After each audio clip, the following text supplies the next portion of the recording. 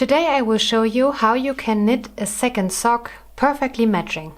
The problem is for many people, that's why they reached out to me, that they can't identify where to start the ball for the second sock so it looks identical. Okay, first of all, you have to think about where you start and finish your sock. I am knitting cuff down and then I finish with the toe. That means I have to see where did I stop knitting the colorful yarn. Here I stopped in the light gray part and then I added a contrast color. That means when I want to cast on the second sock, I cast on at the cuff, so I have to see what did I do at the cuff. The cuff starts with blue, gray and blue. So I have to start this ball at this spot, so where the yarn is blue. For that I have to see, okay, I stopped in the light gray part of the color repeat.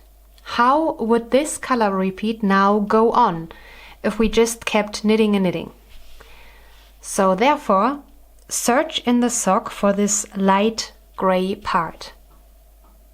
It is here. What comes next? After the light gray part, it goes on for a little bit, mixed with dark gray, then a big chunk of dark gray, then beige, and then comes the blue we need for our cuff.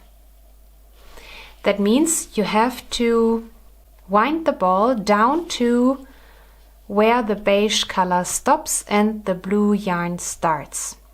And there is another little trick I have for you, but now I have to grab the ball. Where is the start? Okay, here is gray, gray, gray. Okay, usually I immediately wind the ball and then you see better. Now I'm in the dark gray part, as you can see. That means I'm about here. Winding, winding, winding.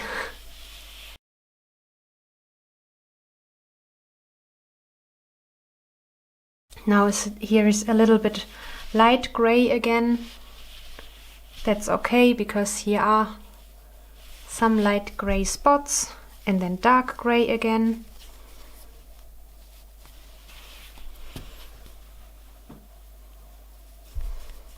So I wait for the beige color or the cream color, however you want to call it.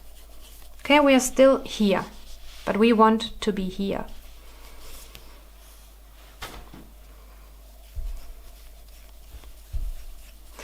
Still in this dark gray.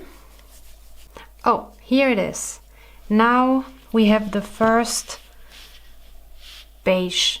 It's only one stripe. So I assume that after this beige there will be gray again, then beige, then gray, then beige. Okay, you always have to pay attention what your sock does. And we are right. Here is gray again. After this beige, it turns gray. So we are not there yet. You could also wait until you have the blue, but I want to demonstrate you something. And here is beige again. You see that? But as we saw in the sock, beige and gray are alternating a little bit.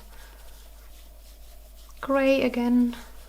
And now we come to a bigger chunk of beige and gray again. If you pay close attention, you see here is something new going on.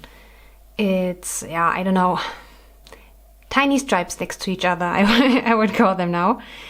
And if you have a close look at the sock, you see we are right here. That means blue is next. Ta-da! Here is the blue. And before the blue comes, there's a little bit of dark gray, because if you look very closely, there you see it. Before the blue starts, there is one row of dark gray. But I didn't have this, or I didn't start there on the cuff. If you see, the cuff has a little shorter blue section than this. So now you can, if you really want to knit a perfectly matching sock, you can't just start with the blue start. You have to, I would say, take half of the blue. And we do this now. I pulled out all the blue before the gray section comes again. You see here, this is this color pattern in between the two blue sections. So that means I need half of this right now. You can measure it, or you can just say, I will part it approximately. I will do it approximately now. So I will do it like this. So here's one half, here's the other half, and I will cut it not directly in the middle, because I need to leave a tail. You know, your cast on tail, you weave in later, so I cut it here.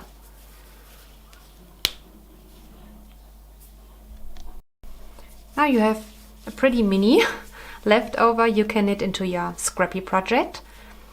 And now you can start your second sock. I knit a few rounds now, and you can already see it worked. You see, they look exactly the same. That's the way how you knit perfectly matching socks with self-striping yarn. I will have to finish this sock now, or when it's done I will insert a little video here so I can prove that's the method that works, and you can do it too. I'm wishing you a lot of fun with your next pair of self-striping socks.